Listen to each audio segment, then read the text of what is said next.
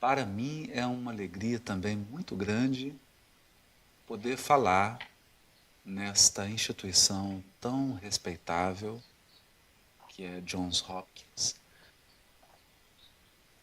E gostaríamos de pedir a proteção no mundo espiritual para que as nossas palavras reflitam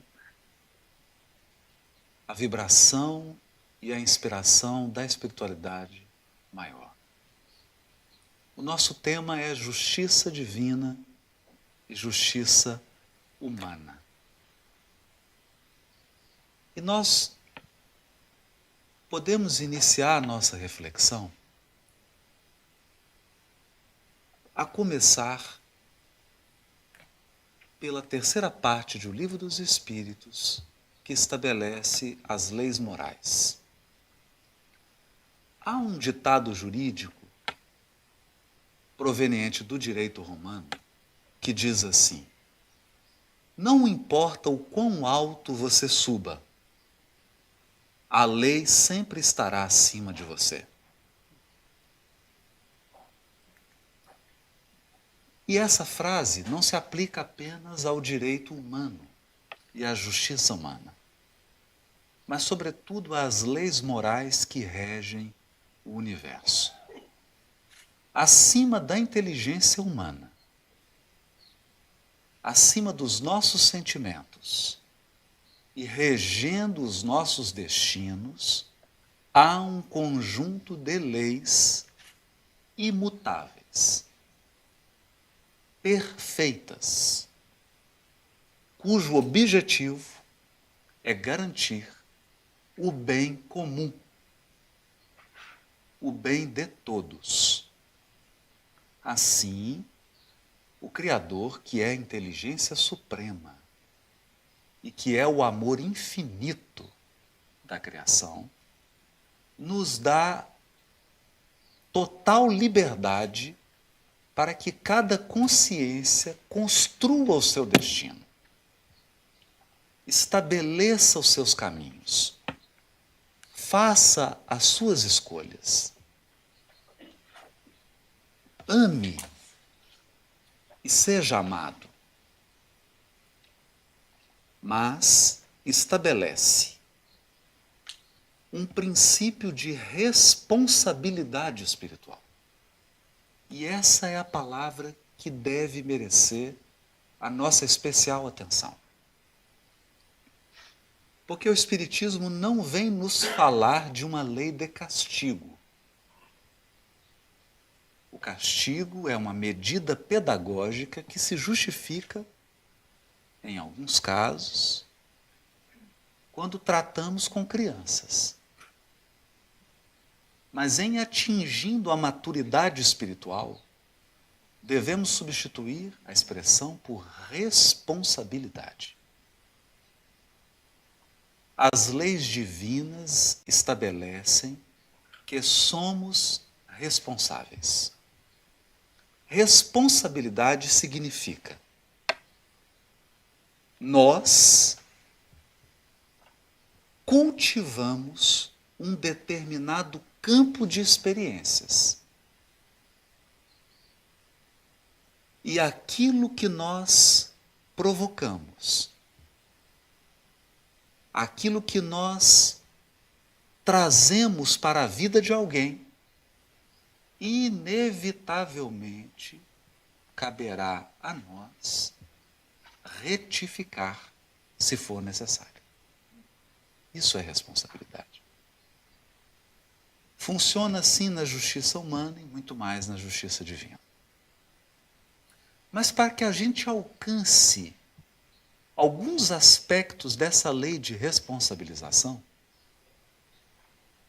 nós precisamos refletir um pouquinho sobre a justiça humana e depois ampliarmos o raciocínio para a justiça divina. A justiça humana estabelece uma regra basilar. Aquilo que não é bom para nós mesmos não pode ser bom para o outro. Essa é uma regra que funciona na maioria dos casos. Mas houve um filósofo chamado Immanuel Kant que aperfeiçoou essa formulação e deu a ela um grau de universalidade. Kant diz assim: toda vez que você tiver dúvida se o seu comportamento é justo ou não, você deve se fazer a seguinte pergunta, a simples pergunta: se todas as pessoas do mundo começarem a fazer o que eu estou fazendo, isso vai ser bom ou ruim? Essa é uma boa pergunta. Porque significa, se o meu comportamento for generalizado, e se toda a humanidade começar a adotar esse comportamento, isso será bom ou ruim? Então vamos imaginar. Vamos pensar em um valor moral. O egoísmo. Digamos que você faça a seguinte pergunta: é bom ou ruim eu cuidar apenas dos meus interesses, sem me importar o mínimo que seja com o interesse dos outros? Nós vamos submeter isso ao critério de Kant. Se os aproximadamente 8 bilhões de pessoas do mundo, cada uma viverem apenas para si mesmo, o que será do mundo? Não é bom. Esse é um critério básico de justiça. Por que não é bom? Porque nenhum ser humano nasce autônomo. Todos necessitamos, por muitos anos, da colaboração de diversas pessoas para nos tornarmos um ser humano. Portanto, o egoísmo não é bom, porque ele não pode ser universalizado. Ele não pode se tornar uma conduta universal, porque senão o mundo entra em colapso. Portanto, o egoísmo é injusto. Pensemos agora na solidariedade. Se aproximadamente os 8 bilhões de habitantes do mundo se tornarem pessoas solidárias, cada qual preocupado com o bem-estar do outro, o que aconteceria? Esse mundo se transformaria em um paraíso. Portanto, a solidariedade é um valor da justiça. Da justiça. Então, esse é um pilar fundamental para nós começarmos a pensar justiça. Mas isso ainda é justiça humana. Justiça dos homens. Vamos trabalhar mais 3 aspectos da justiça humana. E me sinto assim muito feliz de estar aqui falando sobre isso, porque esses 3 aspectos nasceram basicamente nos Estados Unidos e na França. A Revolução Americana e a Revolução Francesa estabeleceram 3 critérios para a justiça humana. O primeiro deles é a liberdade. Não é à toa que há uma estátua dedicada a ela aqui na América. Liberdade. Isso significa que a justiça deve resguardar um espaço de movimentação para cada indivíduo. Você precisa ter um espaço. Isso aqui é muito prezado aqui na América, né? Uma faixa de privacidade, né? Se alguém se aproxima muito, opa, né? Mas isso é importante. Porque significa que eu preciso ter autonomia. Isso significa que ninguém pode impor a mim um rumo para a minha própria vida. Eu preciso ter um grau de autonomia, que não é absoluta. Por quê? Porque se todas as pessoas tiverem um grau absoluto de autonomia, eu vou precisar de uma ilha deserta para cada habitante. mas eu preciso de um grau relativo de autonomia e de liberdade. Essa foi uma grande construção. A segunda, igualdade. Igualdade. Uma conquista difícil, árdua, que ainda não foi alcançada.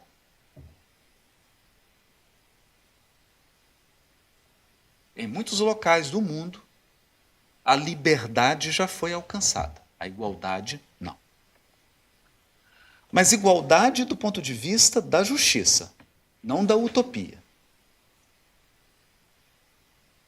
Porque a justiça enxerga a igualdade da seguinte maneira: eu estou aqui diante de duas cadeiras que são reservadas para pessoas portadoras de necessidades especiais. Por quê? Por que as pessoas portadoras de necessidades especiais precisam ter duas cadeiras aqui na frente, sendo que aquelas que não possuem necessidades especiais têm à sua disposição cadeiras comuns? Por quê? Porque, em razão delas serem portadoras de necessidades especiais, elas precisam de um tratamento diferente daqueles que não têm necessidades especiais. Então, se eu não trato diferente de forma diferente, eu estou sendo injusto.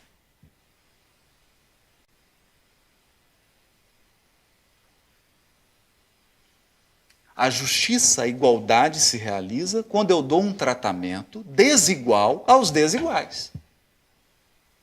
Esse é um princípio básico da justiça, que já havia sido apontado por Aristóteles, o filósofo. Esse também é um princípio básico da justiça. Então, aquele que tem uma carência maior, ele precisa de um tratamento mais especial, para que haja um equilíbrio. Um equilíbrio. Então, a igualdade, do ponto de vista da justiça, ela não pode uniformizar todas as pessoas. Então, esse é um desafio. Tornar todos iguais, porque nós somos intrinsecamente diferentes. Exatamente porque somos intrinsecamente diferentes, precisamos de tratamento diferente para que todos sejam iguais. Esse é o ponto. É uma igualdade substancial. E a justiça humana deu um terceiro passo: a fraternidade. Fraternidade não num sentido poético. Fraternidade no sentido de justiça. Fraternidade no sentido de justiça significa: eu tenho um lago e uma pista de corrida ao redor do lago para que todos daquela cidade, daquele local, possam andar ao redor do lago.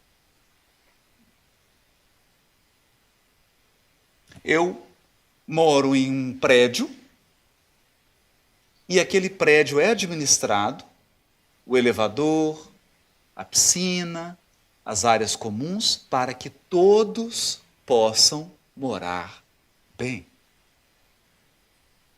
Então, uma sociedade fraterna é uma sociedade que estabelece espaços que são comuns. Espaços que podem ser usufruídos por todos.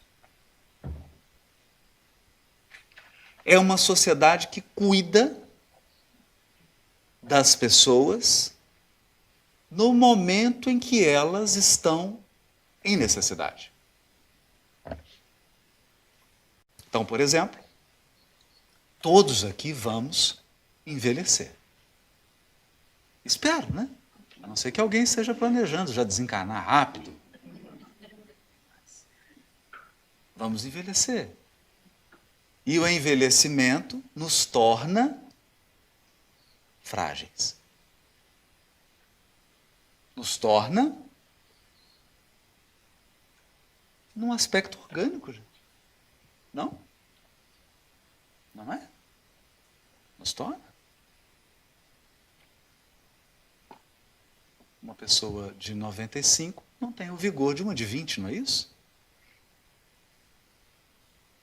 Então ela necessita de um cuidado e de um amparo. Então, todo um sistema da sociedade se organiza para garantir que nos momentos de fragilidade a sociedade possa apoiar essas pessoas, garantindo esse terceiro princípio da justiça, que é a fraternidade. Imagine alguém acidentado do trabalho. Um cirurgião que perde a mão.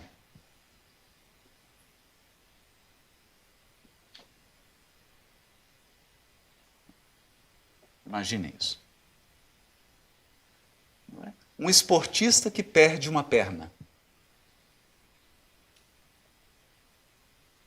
Então a sociedade precisa ter solidariedade, que é o princípio da fraternidade. Aqui nós temos um ponto, e até agora eu estou falando da justiça humana. O excesso de liberdade produz injustiça. A falta de liberdade produz injustiça. Mas o excesso de igualdade produz injustiça. Por quê? Porque retira a individualidade, não respeita a diversidade e acaba afetando a liberdade. A falta de igualdade produz falta de oportunidade, produz a exploração de uns pelos outros. E a falta de fraternidade ou solidariedade numa sociedade produz a barbárie. A barbárie. O ser humano regride a um estado primário da sua evolução, regride à selva. Essa é a justiça humana. Mas quando nós pensamos na justiça divina, vamos perceber que ela conta com elementos que a justiça humana não possui.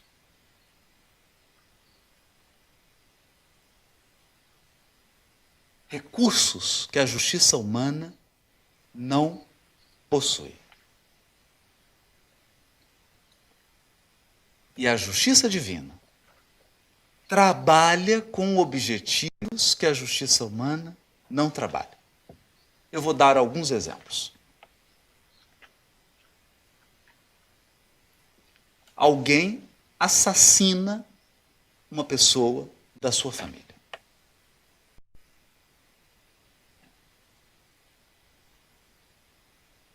Portanto, esse ato provocou uma perda afetiva.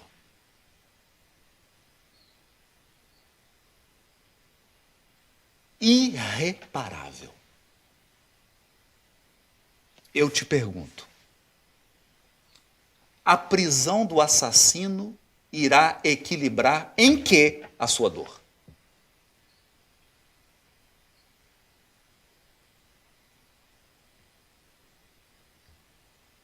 Em nada.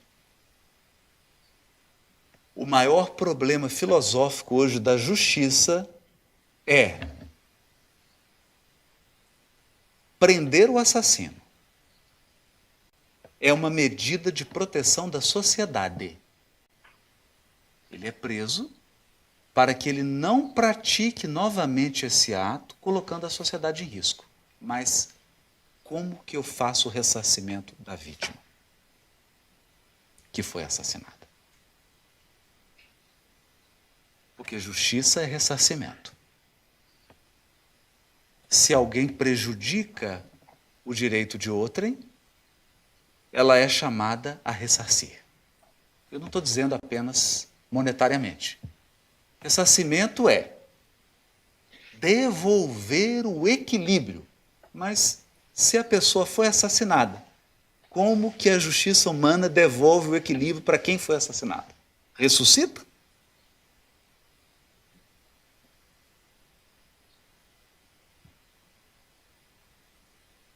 O que a justiça dá para a mãe que perdeu o filho assassinado? Uma quantia em dinheiro? Quanto vale seu filho?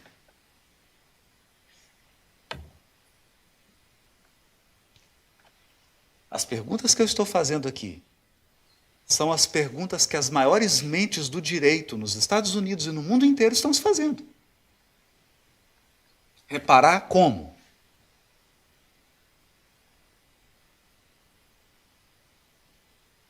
Alguém embriagado imprime alta velocidade no veículo.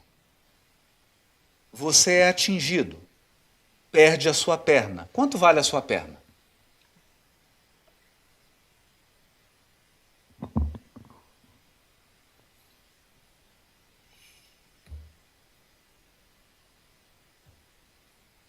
E se você perdeu as duas, quanto vale? Perder as duas pernas. Como é que se faz justiça nesse caso?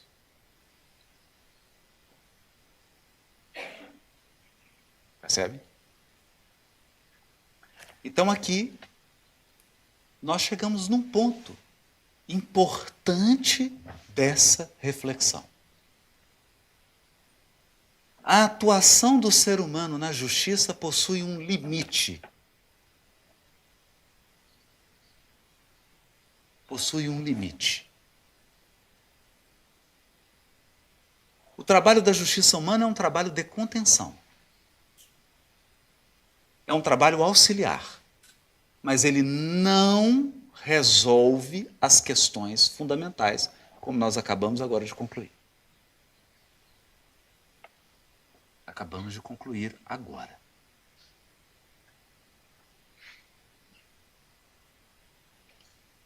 Em pensando, então, na justiça divina, nós precisamos chegar à seguinte reflexão.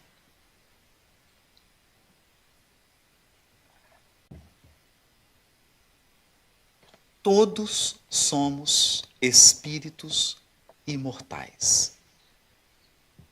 Aprendemos isso no Livro dos Espíritos. Isso significa que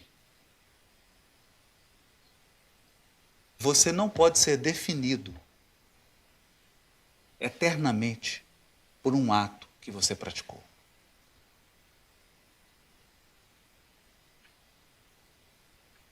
Então, durante um tempo da Idade Média, acreditou-se que o que você faz durante uma vida, se isso foi mal, você vai para o inferno e fica eternamente lá. E isso parecia, assim, satisfazer as pessoas, não é? Parecia, você vai para o inferno, né? Merecia mesmo, né? Fulano foi muito mal, foi uma pessoa muito ruim, né? Dos 20 aos 50, cometeu atrocidade. Dos 20 aos 50, então 30 anos cometendo atrocidade, 30 anos. Vai ficar eternamente lá.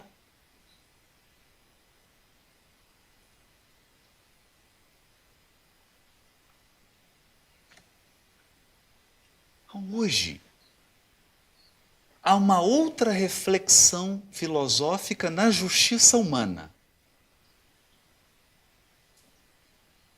Vejam que eu estou fazendo perguntas difíceis hoje, porque eu quero provocar reflexão. Se o juiz aplica uma pena injusta, quem é o criminoso?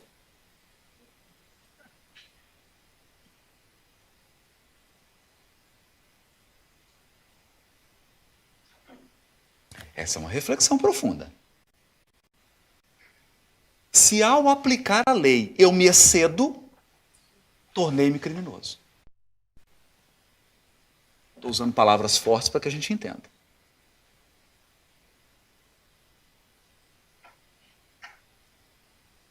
Então, todo o esforço, por exemplo, da legislação de todos os países desenvolvidos é no sentido de limitar os órgãos que exercem a justiça.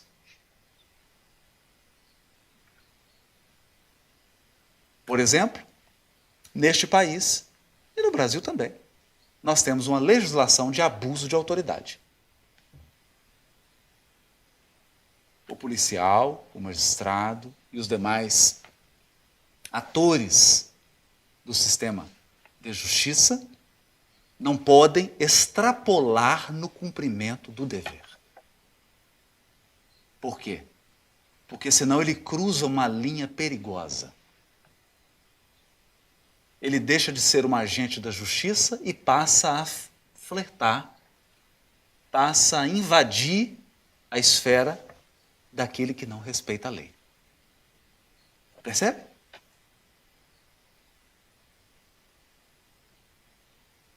Então ele precisa manter o estrito cumprimento do dever legal.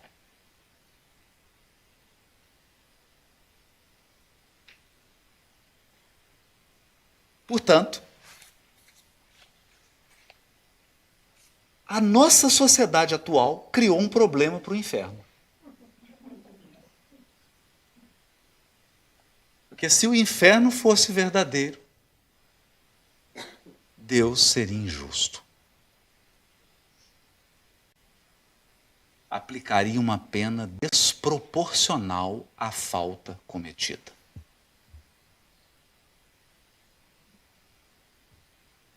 Parece lógico? Parece razoável o que eu digo? Então nós aprendemos na doutrina espírita, no Espiritismo, a perceber Deus com seus atributos que estão na questão 3 do Livro dos Espíritos. Ele é imaterial, incorpóreo, imutável, perfeito, soberanamente justo e bom. E então surge uma lei moral que se chama Lei de Justiça, Amor e Caridade. Vejam, não são 3 leis, é uma. Justiça, amor e caridade. Não há justiça verdadeira se não houver amor e se não houver caridade. Não há caridade verdadeira se não tiver amor e se não tiver justiça. Não há amor verdadeiro se não tiver justiça. É uma lei só.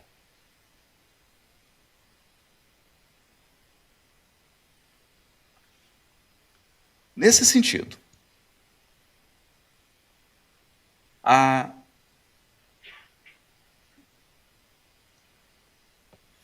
justiça divina, que cuida do espírito imortal e que estabelece que todos os seres irão progredir, ela precisa garantir esse progresso.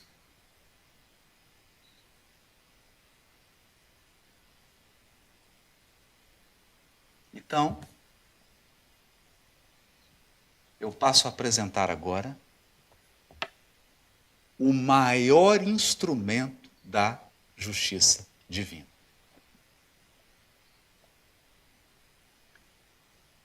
O primeiro, mais importante instrumento da justiça divina. E depois eu vou apresentar o segundo. Com esses 2 instrumentos, nós vamos começar a aproximar o nosso pensamento dos padrões da justiça divina. Então, primeiro elemento, o tempo. O tempo. Emmanuel escreveu no livro Recanto de Paz, psicografado por Francisco Cândido Xavier, uma mensagem chamada Tempo, que eu passo a ler. Alguém te prejudica? Entrega o assunto em que vives. Serve. Não percas tempo. Todo o tempo é de Deus.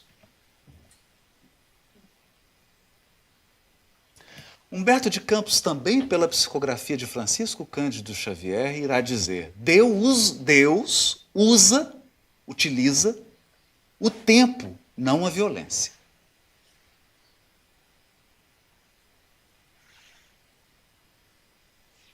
Por quê? Porque a violência, ela é explosiva, escandalosa e dá muita publicidade. Mas resolve muito pouco.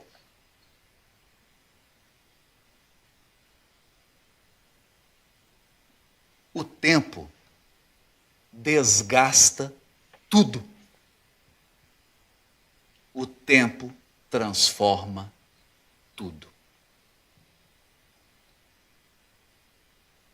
Todas as imperfeições do espírito imortal estão sujeitas ao desgaste do tempo.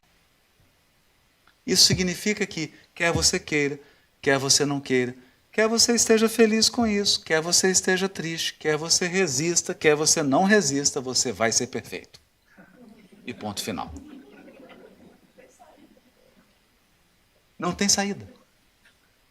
Então olha para o seu marido, para sua esposa. Todos os defeitos têm prazo de validade.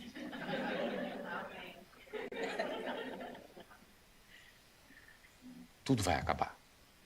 Toda imperfeição moral irá se desgastar. O tempo tudo corrige. Então, a ação de Deus é lenta, mas soberanamente eficaz.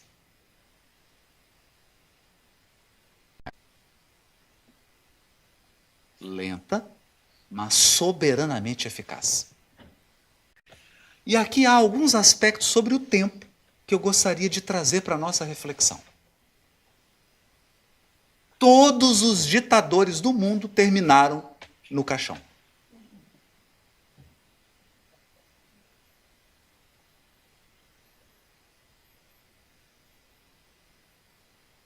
Isso significa que há um arco do tempo.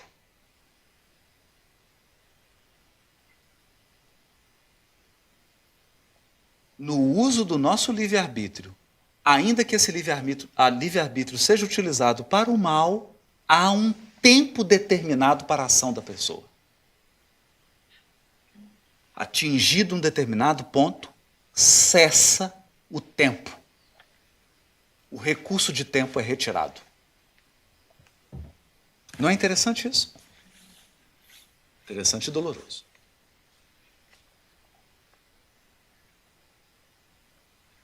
Daí o pavor que o ser humano comum tem da morte.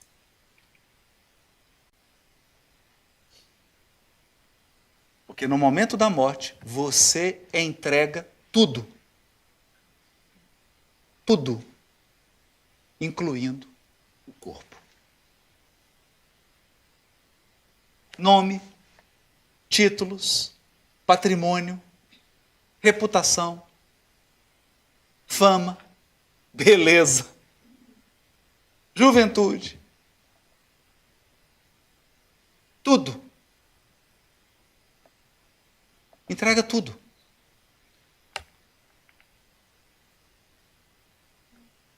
E todos. Essa era a notícia ruim que eu ia dar hoje, né? Assim, todos aqui vão morrer. Mas tem uma notícia boa. Nossos espíritos vão sobreviver. Nossos espíritos. Porque a sua personalidade vai morrer. O nome que você tem, o que essa personalidade atual construiu vai acabar. Não importa se você anda no Air Force One. doesn't matter. Então o tempo tem essa característica extraordinária. Ele estabelece um limite para a ação, inclusive do mal. Inclusive do mal. Mas há um outro elemento do tempo. Ele transforma os seres. Transforma. De modo que o benfeitor de hoje foi o déspota de ontem.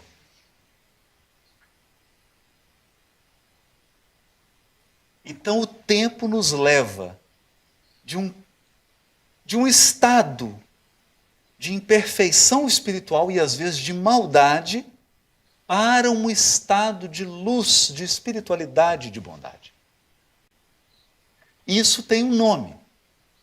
Isso se chama evolução espiritual. A justiça humana não tem esse recurso.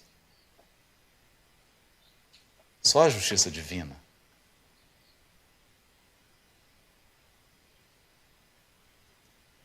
Agora eu vou falar de um segundo recurso da justiça divina. E esse é extraordinário. Extraordinário. Nos causa perplexidade. Eu vou dizer por quê. O segundo instrumento da justiça divina é a reencarnação.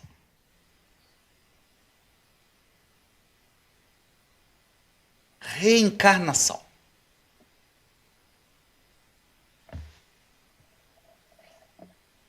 Deixa eu tentar explicar. Eu me permito contar uma história pessoal. Certa vez eu recebi um processo de alguém que entrou numa casa, roubou a casa toda, estava armado. Dentro da casa estava uma mãe com uma criança de 2 anos. A mãe ficou agachada no chão, abraçada com a criança, tremendo de medo, porque ele a obrigou que a ficasse no canto. Ele roubou a casa inteira, saiu, não se contentando, voltou, atirou na criança e na mãe.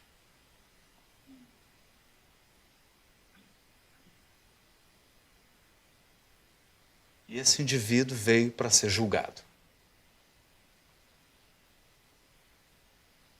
Quais instrumentos a justiça humana coloca na mão de um juiz? O processo e a prisão. Ou aqui na América, a pena de morte.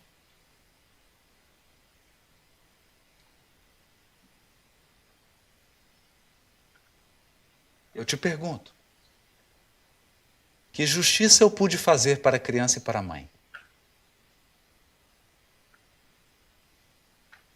Nenhuma. Ele foi preso. Então a sociedade foi protegida desse indivíduo, porque ele não tem condições de viver em sociedade.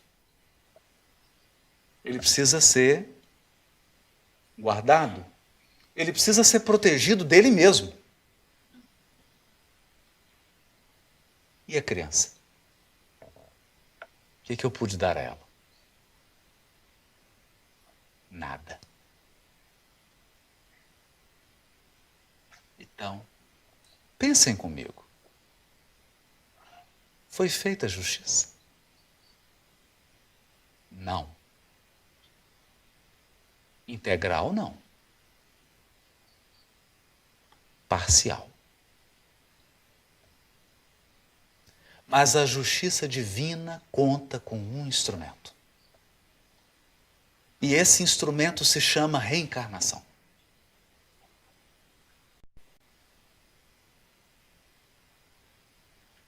Reencarnação. E a reencarnação nos deixa perplexos. Perplexos. perplexos. Perplexos. Por quê? Porque você tira a vida de alguém. E talvez agora, nessa vida, nessa encarnação, você recebe no útero aquele espírito do qual você tirou a vida. Você tirou, agora você restitui. Porque a lei é de reparação.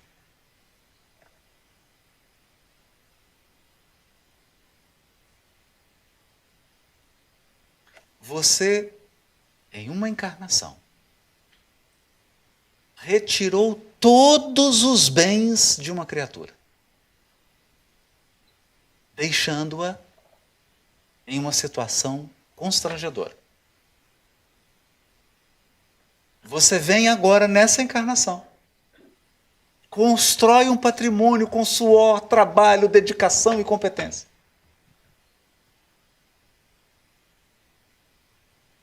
E no auge das suas forças físicas, você deixa todo esse patrimônio. Para quem? Adivinha? Para quem?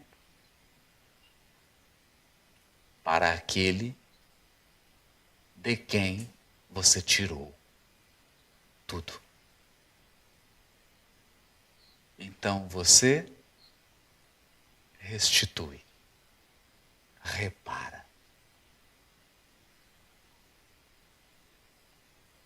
Você estabeleceu uma relação. Agora eu vou falar umas coisas mais complicadas. Indigestas, para esse horário assim da noite, quase desaconselhável. Você estabelece uma relação afetiva. Faz promessas. Você não precisava fazer. Ninguém te obrigou a fazer promessas. Mas você fez. Você criou expectativas. Você não precisava ter criado. Mas você criou. Você iniciou. Deu a entender que era aquilo. Levou adiante. E de repente, você se foi. Deixando um coração no mais absoluto desespero. No total desequilíbrio emocional.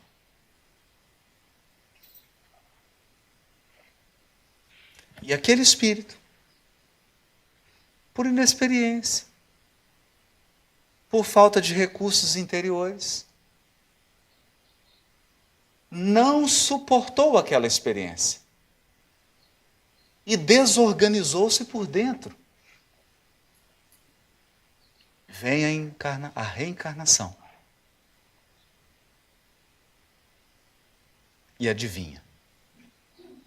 Quem você vai receber totalmente desorganizado e desequilibrado emocionalmente? A pessoa. Por quê? Porque a lei é de responsabilidade. A lei é de reparação. E por que essa pessoa vem ao seu lado? Porque você precisa agora restituir-lhe o equilíbrio que um dia você tirou.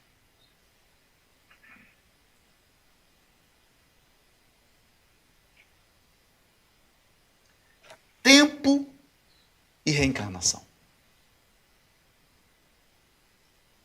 Ferramentas ocultas e sublimes de Deus que operam nas nossas vidas e nos nossos destinos, consertando tudo que um dia estragou. harmonizando tudo que um dia foi desarmonizado. Então, se nós meditamos nesses elementos, somos obrigados a concluir: há muita injustiça no mundo. Muita, muita, muita, muita. Todos os dias, milhares de injustiças são cometidas. Mas não há nenhum injustiçado.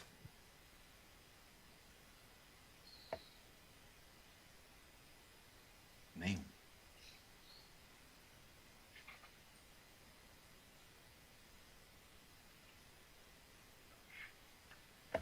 Me recordo então de um amigo que conviveu muitos anos com Chico Xavier. Ele era contador. Ele que me contou essa história. Ele não é contador de história, não. É contador de profissional, né? Contabilidade. Diz que entraram no escritório dele, levaram tudo. Computador, levaram tudo. E quebraram o escritório inteiro. Naquele dia à noite, ele tinha reunião no centro. Trabalho na casa espírita. E ele ficou arrasado, claro, natural. Então chegou no grupo espírita. O grupo era o grupo que o Chico frequentava em Uberaba. E chegou triste, né? Olhando para baixo, tristonho. E disse que Chico Xavier abraçou ele e falou: o que foi, meu irmão? O que aconteceu? Chico. Aconteceu isso, isso, isso. Contou a história para ele. Aí disse que o Chico abraçou ele. Ficou um tempo abraçado, como se estivesse assim, fazendo uma prece. E ele sentiu aquela vibração de paz imensa. Depois de meio minuto, o Chico olhou nos olhos dele e disse assim: ah, meu irmão, é tão bom devolver.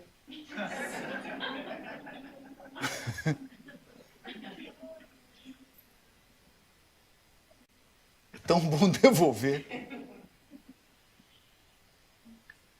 Então a vida vai como um curso de um rio, ajustando. Ajustando. Mas não nos enganemos. Nenhum de nós aqui nasceu apenas para ajustar. Nascemos também para construir o amanhã.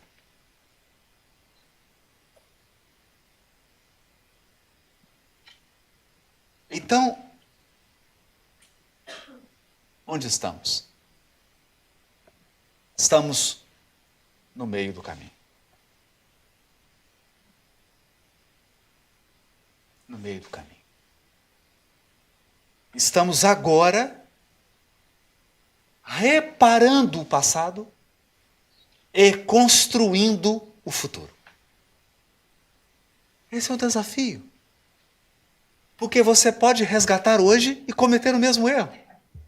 Então significa que você entra num círculo vicioso, você não sai dele. Isso não é bom.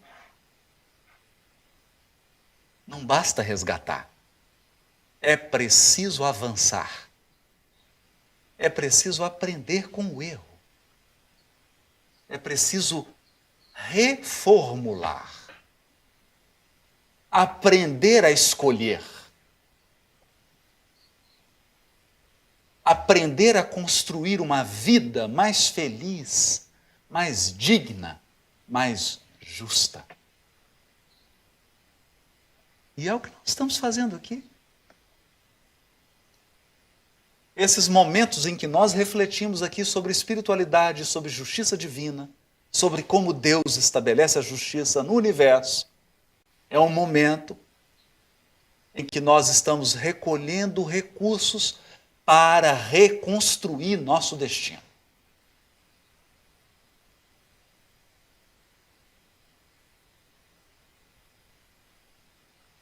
A próxima experiência e a próxima vida.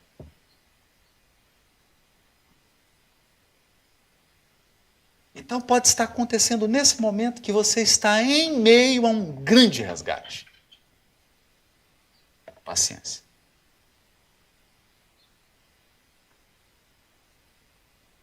É temporário. Mas quando o resgate terminar, você estará diante do maior desafio da sua vida. Fazer diferente.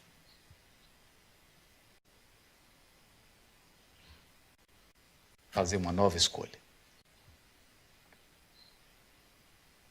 Recomeçar. Recomeçar. E essa é a maior luz que a doutrina espírita pode trazer para a nossa vida. O esclarecimento e a consolação, a certeza mesma de que tudo pode ser reconstruído. Tudo. Tudo.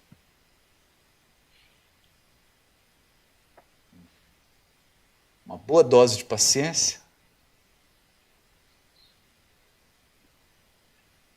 uma boa dose de compreensão, uma pitada de fé, muita esperança,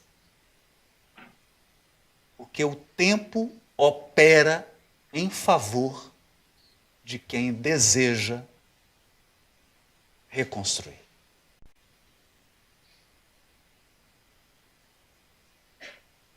Esse é o grande ponto.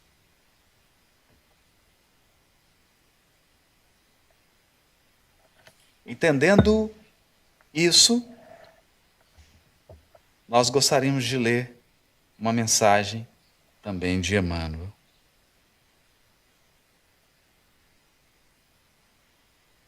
Que se chama Deus em Nós.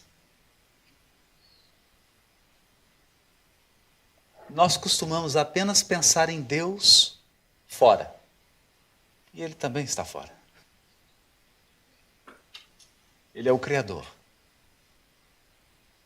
Ele sustenta a criação infinita.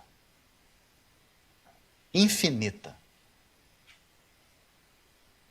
Mas se Deus está em todo lugar, por que não dentro de você?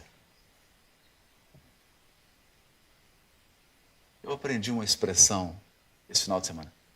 Think about.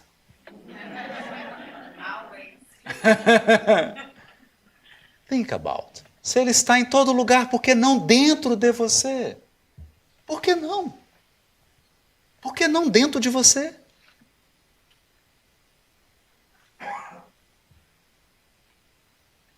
Por isso Emmanuel escreve essa mensagem, Deus em nós. Quem pode delimitar a extensão das bênçãos que dimanam da altura? O ser sempre de origem inferior, o mal é limitado. Limitado.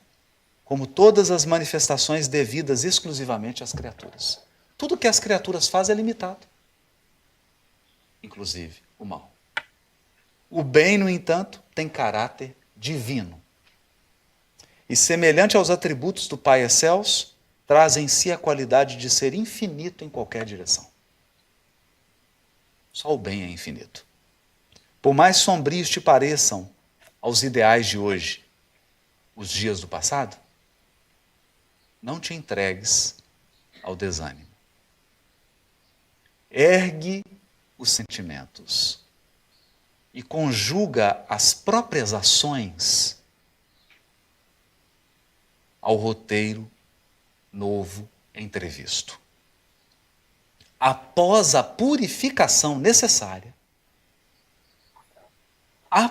depois da purificação necessária, a água mais poluída da sarjeta se torna límpida e cristalina, como se jamais houvesse experimentado o convívio da impureza. Se isso acontece com a água, por que não com o espírito? o presente, o agora, é o perene traço de união entre os resquícios do pretérito e uma vida futura melhor. O presente é um meio do caminho entre o ontem e o amanhã. Plasma em ti mesmo as forças reconstrutivas de tuas novas resoluções. Novas resoluções, para que se exprimam em obras de aprimoramento e de amor. Por quê? Porque o terceiro elemento da justiça divina, o seu propósito é nos ensinar a escolher. A escolher. Por que sofremos as consequências dos nossos atos? Para aprendermos a escolher.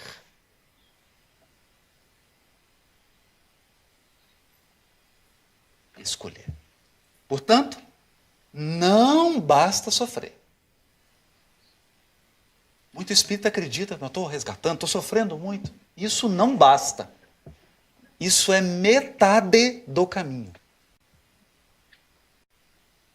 Sofrer, resgatar, depurar, isso é metade do caminho.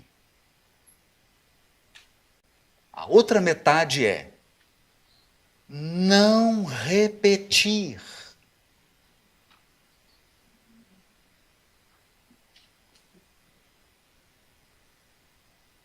Não repetir. Pelo menos cometa um erro diferente. Se você não puder acertar, mude de erro. Erra diferente. Para que você não repita as mesmas experiências de resgate. Isso é triste. Porque a maioria de nós aqui, há 20, 30 encarnações, está cometendo os mesmos erros. Aí com as mesmas pessoas. A gente muda de papel. Uma hora somos o agressor, outra hora somos a vítima. Outra hora a vítima, outra hora o agressor. Aí você olha assim nessa vida e fala, coitadinho dele. Aí você fala, coitadinho não. Você não sabe a história. Isso aí, uma hora um morde, outra hora o outro morde. E chega um momento que precisa pôr um fim nesse ciclo.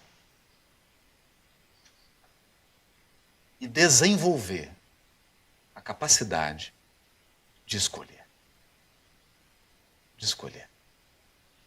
Se nós somos capazes de construir coisas ruins para a nossa vida, podemos usar a mesma energia para construir coisas valorosas. Uma vida de acordo com as leis divinas. Por quê? Não importa o quanto você suba, a lei sempre estará acima de você. No entanto, eu queria encerrar essa primeira parte dizendo: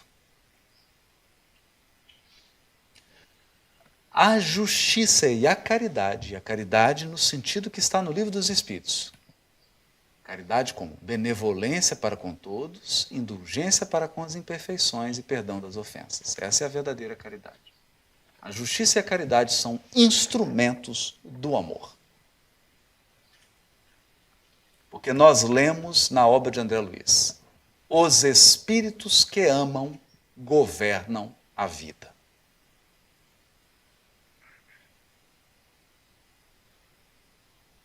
Nossos destinos são regidos por aqueles que amam.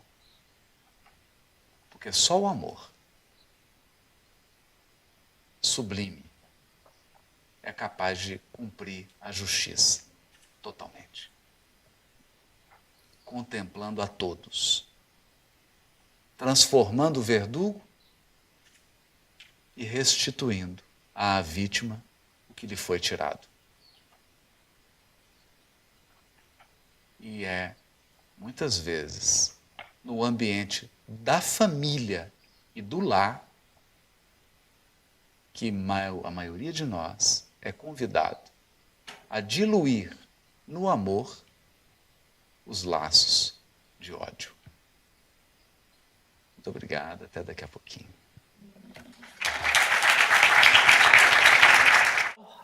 We get to enrich ourselves again with a question and answer session with Mr. Diaz. Please.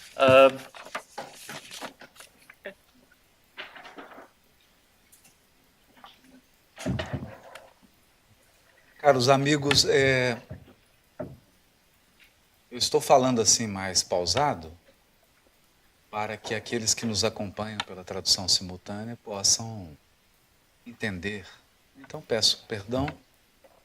Se não fosse isso, poderíamos falar com mais fluência, com mais fluidez, mas há aqui também um dever de justiça, né? Afinal, nossos irmãos norte-americanos estão abrindo seu país, seu lar para os nossos corações, nos permitindo vir aqui falar dessa consoladora doutrina espírita. Há algumas perguntas que eu vou agrupar, porque elas são bastante semelhantes, elas tocam no mesmo ponto. Então a gente aproveita para responder no conjunto. Uma delas, que resume aqui muitas que foram feitas, é essa. É possível termos alguém da família em que o relacionamento é tão bom, que não haja pagamento de vidas passadas? E tem outras aqui também falando sobre isso, né? E é possível, sim, claro. Aliás, todo o propósito da justiça divina é que um dia todas as nossas relações sejam assim. É importante dizer isso. O objetivo da justiça divina não é nos colocar num permanente estado de resgate. O objetivo da justiça divina é pacificar. Pacificar. E reconstruir, redimir, purificar, isso. Pacificar. Há aqui também um outro ponto que nós gostaríamos de dizer. Nunca uma relação é só resgate. Nunca.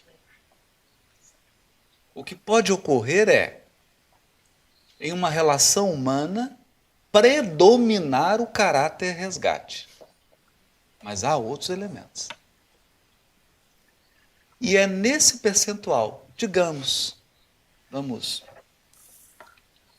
supor que 80% de uma determinada relação que tenhamos seja resgate. A providência divina aposta tudo nos 20%.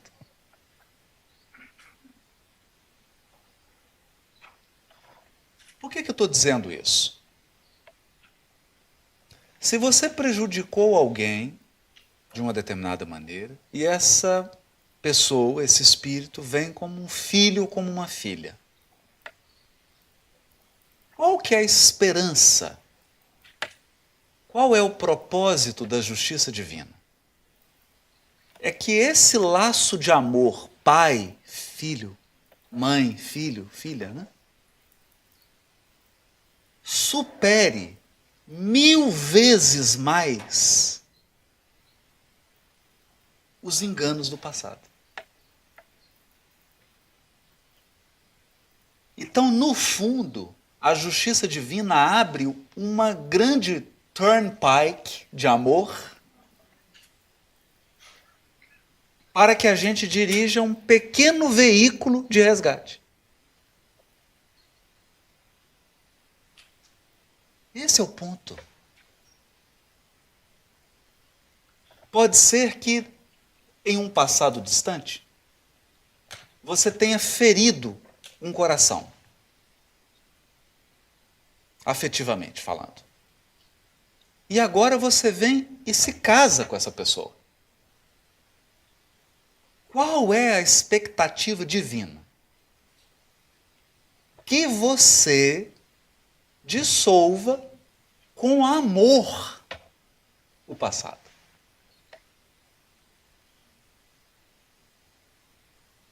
Que você escreva uma nova história.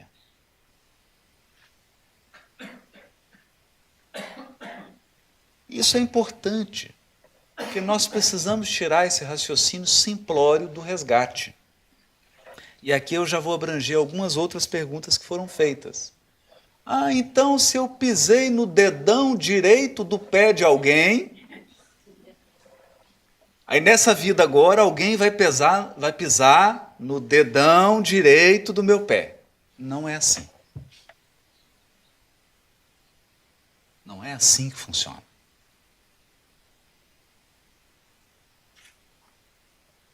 Porque no fundo, nenhum relacionamento humano é estruturado apenas no resgate. Eu vou tentar dar um exemplo aqui, que é difícil falar disso. A vida é infinitamente rica. Deus é mais criativo do que a nossa capacidade de errar.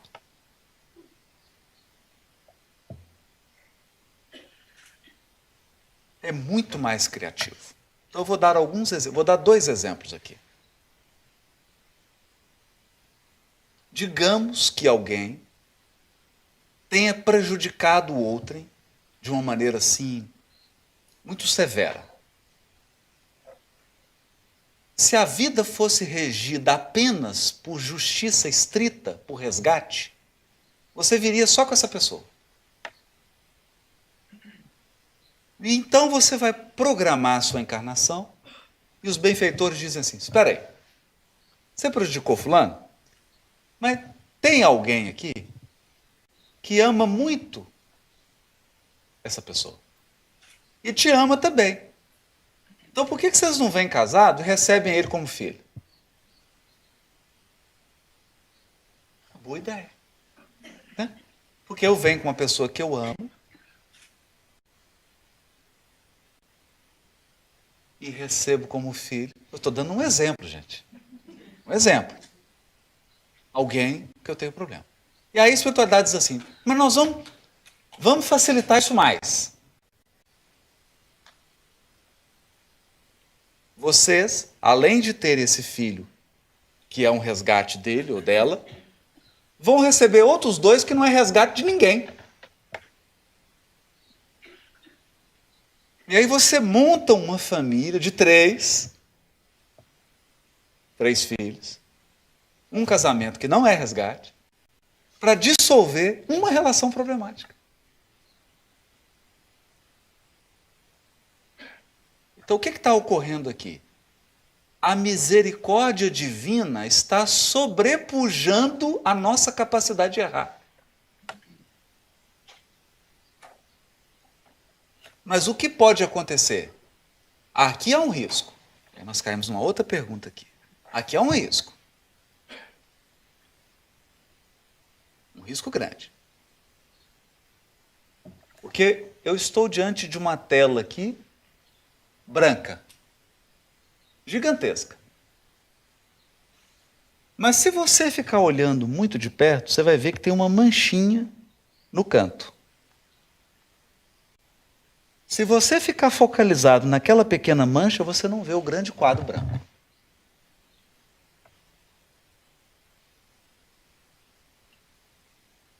Então, às vezes, a pessoa numa família bonita, estruturada, ela tem um relacionamento que é resgate.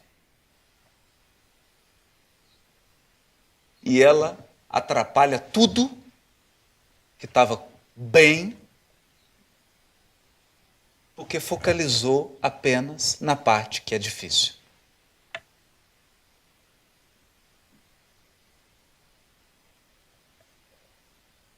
Então, qual que é o segredo aqui? O segredo aqui é: seja grato.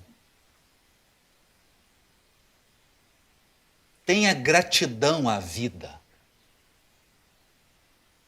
Não olhe apenas para o que é problemático. Ao lado do seu problema está cheio de bênçãos. Tá certo. Alguns momentos da vida caem umas tempestades, assim, uns terremotos, um furacão, igual aqui. Não é? Você fica até meio zonzo. Mas passa. Passa. Passa. E o que acontece? O que acontece? Nós estamos andando aqui, por essa região, e vemos as árvores secas, porque o inverno queimou e secou tudo. Não é assim? Volta no outono. Está tudo colorido, deslumbrante. Eu não falei primavera, porque agora é primavera. Nevando em Nova York, é melhor não dar o exemplo da primavera. Vamos passar para o outono. No outono, tudo colorido, tudo bonito. Quem olha para as mesmas árvores não vai acreditar que semanas antes elas estavam secas. Por que isso? Porque a vida é um permanente convite à renovação para o bem e para a felicidade. Então nós temos que aprender com as plantas. Ficar verde de novo. Renovar. Florescer novamente. E preparar para o próximo inverno. Né? Porque é assim. É assim.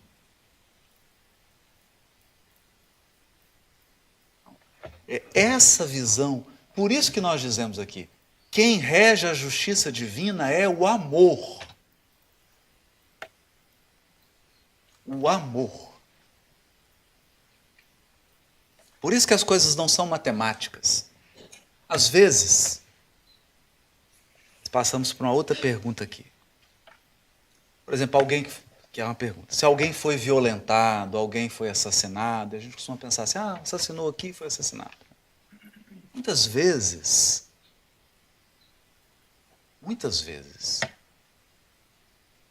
para um espírito passar por um resgate muito doloroso, para chegar ao ponto dele ter um resgate muito doloroso, ele errou várias vezes no mesmo erro.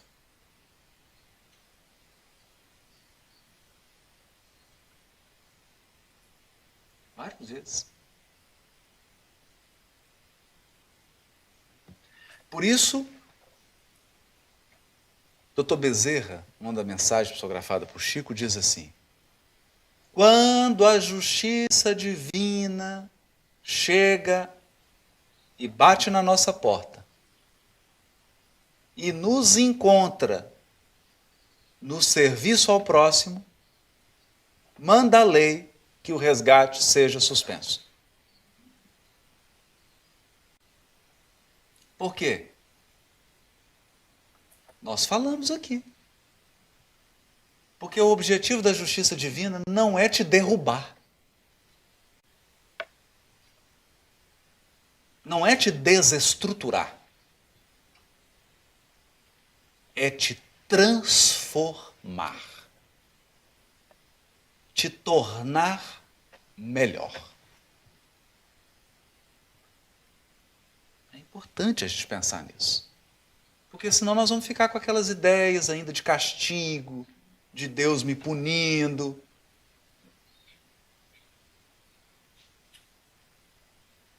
Deus, na verdade, está educando. Outra questão que costuma acontecer, está dentro de algumas perguntas que foram feitas aqui também. Muitas vezes você comete um erro tão grave, você não tem estrutura para resgatar. O que acontece? Aquele débito é congelado. E a providência divina espera você evoluir. E aí, o que acontece? Eu falo, ô gente, fulano é tão bom. Por que ele está passando por isso? Não é? Eu me recordo do Jerônimo Mendonça, lá em Tuiutaba, Triângulo Mineiro. Ele foi convidado para fazer uma palestra e não pôde ir. E pediu para um amigo espírita ir no lugar.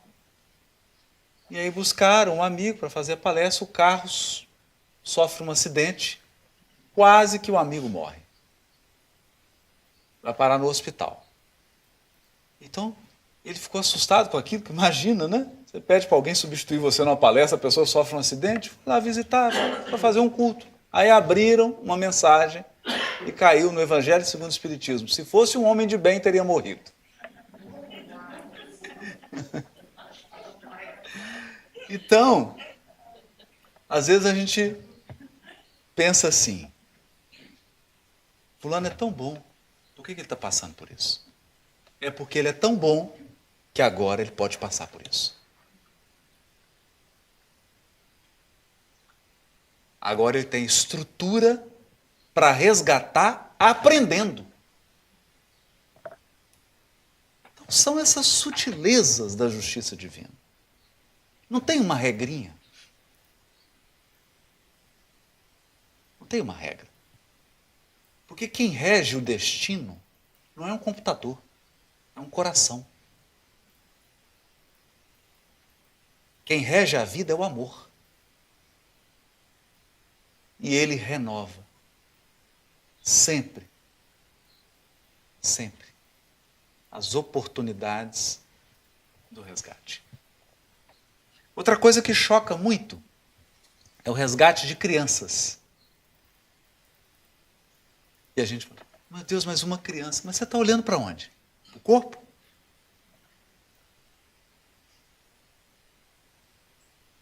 Deus é tão sábio,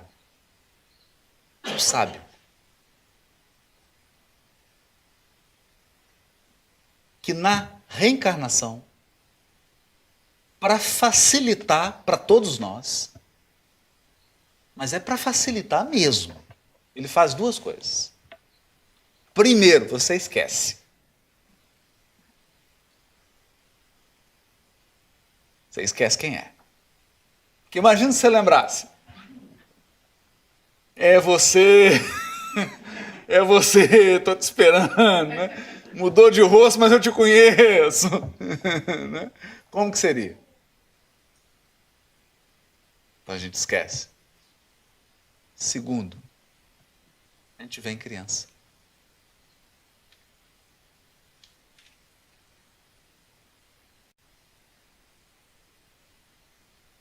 Você olha para a criança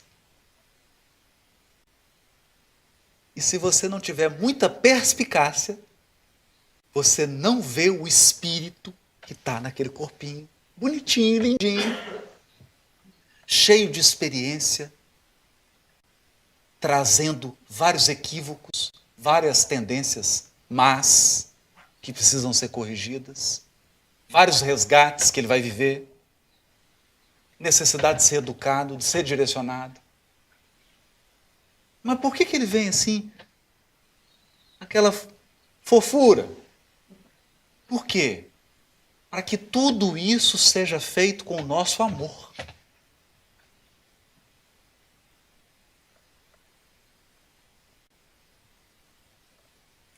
Com amor.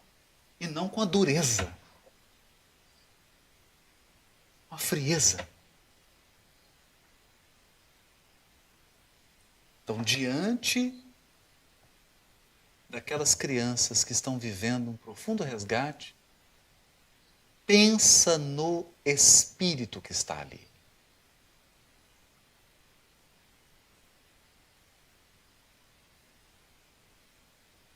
Pensa no espírito.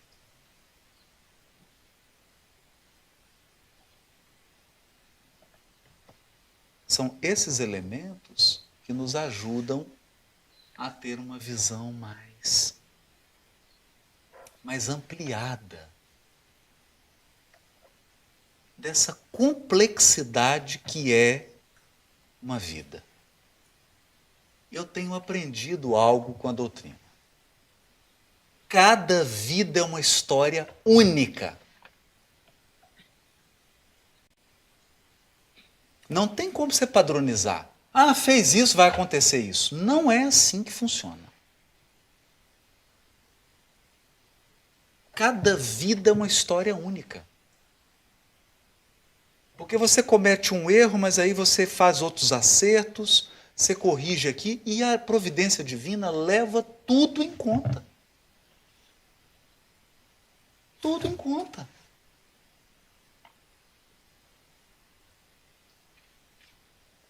Então é dinâmico. E há um elemento aqui que eu também gostaria de falar, porque eu esqueci de dizer, e ele é muito importante. Deus pode mudar tudo.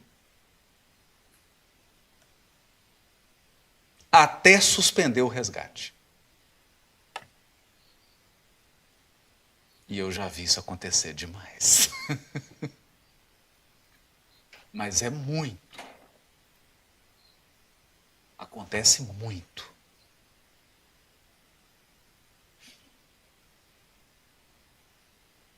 Portanto, nossas preces são ouvidas. Há uma interação permanente entre Deus e suas criaturas. A providência divina vela por todos nós, ela está nos acompanhando. Então, às vezes, quando a coisa está muito apertada, eu peço uma audiência. Assim, né? Assim, pai, queria conversar com você. O senhor não acha que está assim demais? Queria diminuir um pouco. Porque há uma interação. E Deus responde. Mas responde como? Como que Deus responde? Emmanuel diz: responde através das circunstâncias e das pessoas que cruzam seu destino. Das circunstâncias e das pessoas. De repente surge alguém na sua vida e algo acontece. De repente você estava indo para cá, surge uma outra circunstância, muda tudo. E você não entende. É a providência divina conversando com você. Porque ninguém aqui vai imaginar que Deus vai aparecer aqui e fazer uma palestra, né? Falar, não é? Isso é fantasia. Deus fala através dos acontecimentos e das pessoas.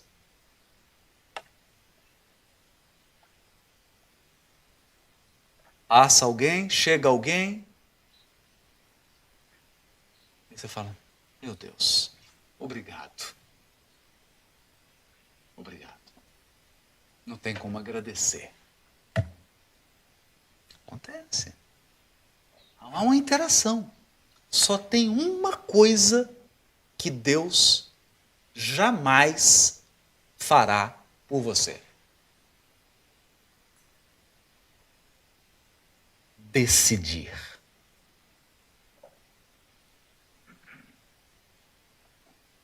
Decidir por você. Não.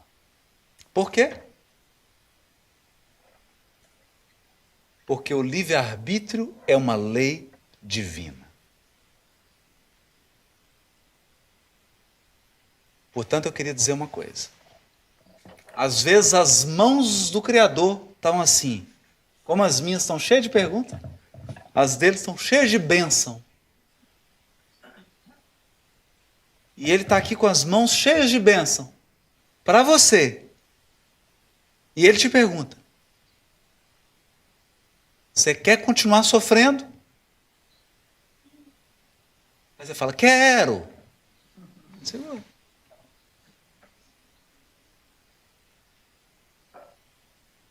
Você quer continuar agindo dessa maneira? Nesse padrão que gera sofrimento? Ou você quer mudar e vai alterar? Não, eu quero mudar. Então toma, filho. Porque decidir por você ele não pode. E acredite, muitos de nós optam pelo sofrimento. Por quê? Porque virou um hábito. Vira um padrão. Um padrão. Você não consegue sair. Consegue. Se quiser, consegue. Tem todas essas sutilezas, né? Todas essas sutilezas. E por fim, há uma pergunta aqui: como conciliar a justiça divina com a justiça humana, a pena de morte?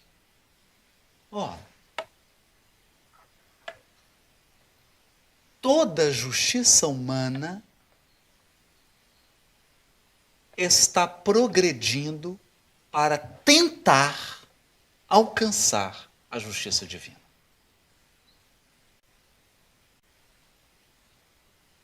Tentar. Portanto, nenhum elemento da justiça humana ainda neste mundo sequer se aproxima da justiça divina. Para os espíritos superiores, a nossa justiça humana é primitiva. Mas ela vai se aperfeiçoar. Ela vai se aperfeiçoar. Tudo vai. Ela vai se aprimorar. E à medida que os nossos espíritos avançarem, evoluírem, a nossa justiça acompanhará a nossa evolução. E cada vez mais ela vai se aproximar da justiça divina.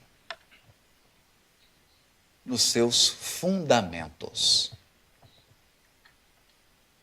Nos seus fundamentos. Que são o objetivo da justiça é ressarcir a vítima e recuperar o agressor. Nunca nos esqueçamos disso. Sair disso é vingança.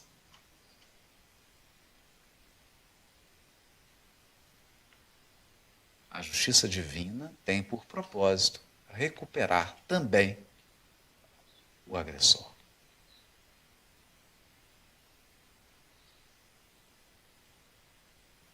E essa é a beleza da justiça divina.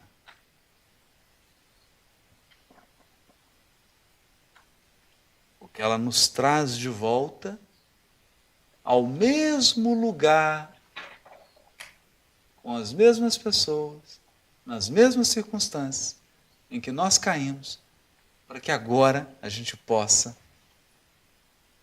levantar.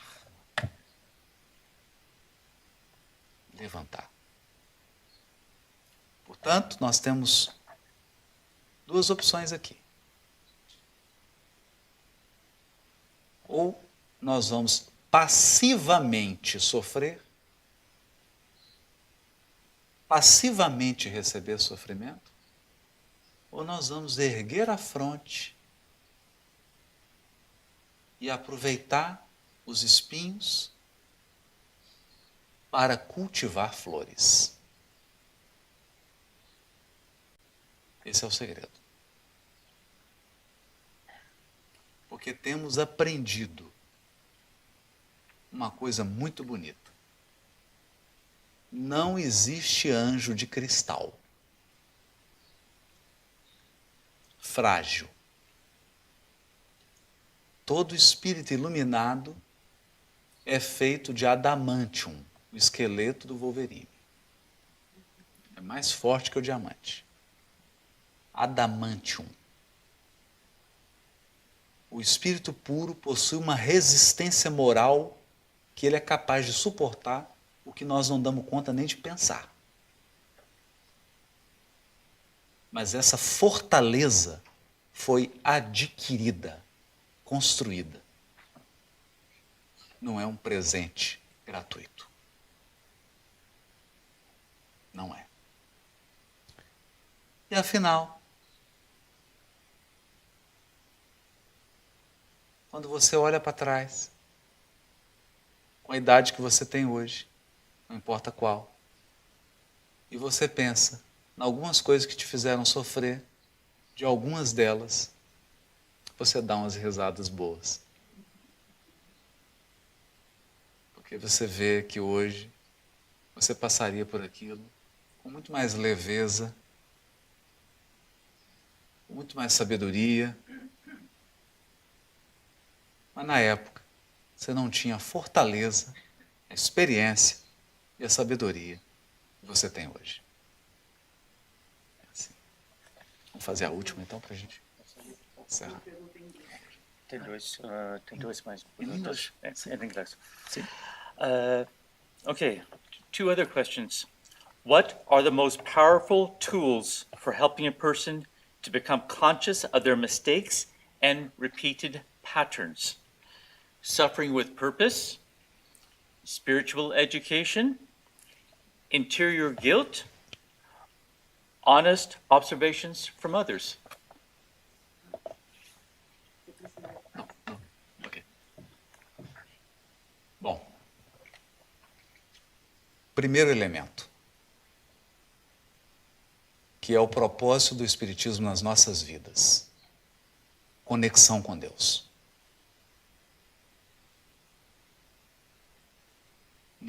Emmanuel escreveu no prefácio do livro Nosso Lar: em verdade, precisamos muito de espiritualismo e muito de espiritismo, mas mais ainda de espiritualidade. O que é isso? Porque espiritualidade é a quantidade de espiritismo que você construiu por dentro de você.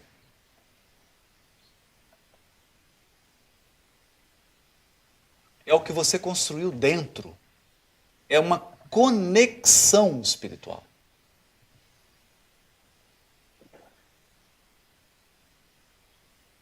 Portanto, a lição básica aqui está lá no Livro dos Espíritos. Conhece-te a ti mesmo.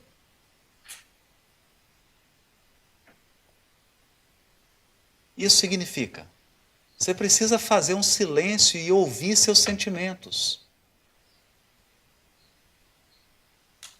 Você precisa se observar. Você precisa rir de você. Rir de você mesmo. Por quê? De perto, ninguém é muito normal. Nós somos uma mistura de luz e sombra. Se você se levar muito a sério, você não vai enxergar seus aspectos infantis. É importante isso.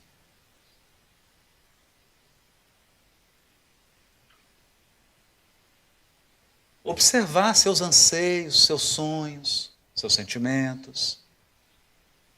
E silenciar o suficiente para ouvir Deus.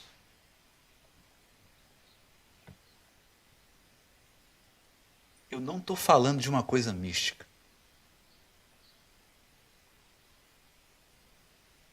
Eu tenho certeza. Acho melhor contar um caso rápido. As histórias falam mais do que as teorias.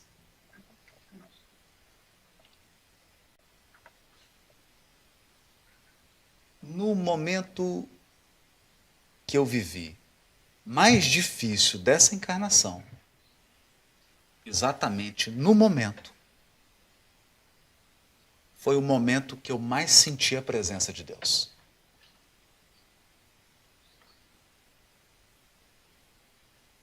o ar ao meu redor parecia que ia sair faísca elétrica.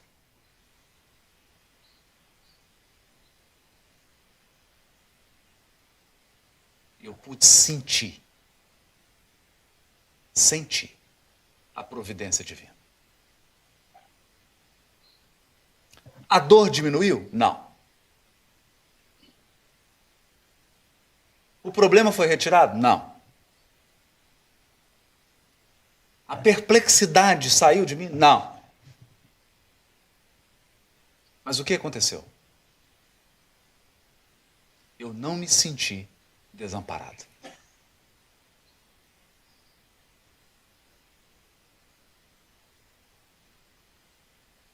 Naquele momento, eu senti que diante daquela tempestade, que envolvia muitas pessoas, Deus contava comigo.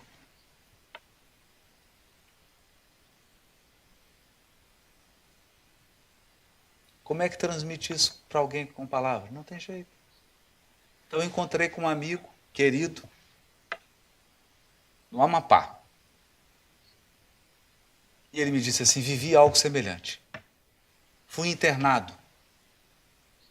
Precisava fazer uma cirurgia. O médico chamou minha esposa e disse assim, esse amigo contando: ele precisa ir agora, porque ele está morrendo. Ele tem que fazer a cirurgia agora em São Paulo. Se ele não fizer a cirurgia, em 24 horas ele vai morrer. E é um dirigente espírita. Amigo querido. Ele disse assim: essa hora eu fiz uma prece de verdade. Mas aquelas de verdade.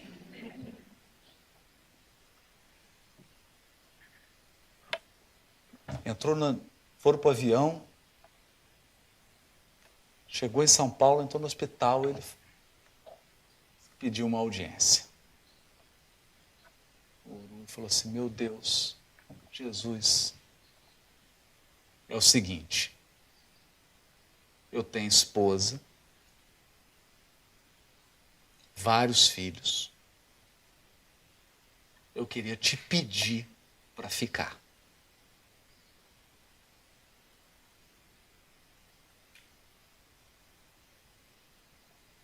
Mas diz que foi uma coisa assim muito forte, um pedido. Passou um tempo e ele sentiu, porque as respostas vêm pelo sentimento que surge em nós. Você tem a intuição. A resposta veio. Você vai viver.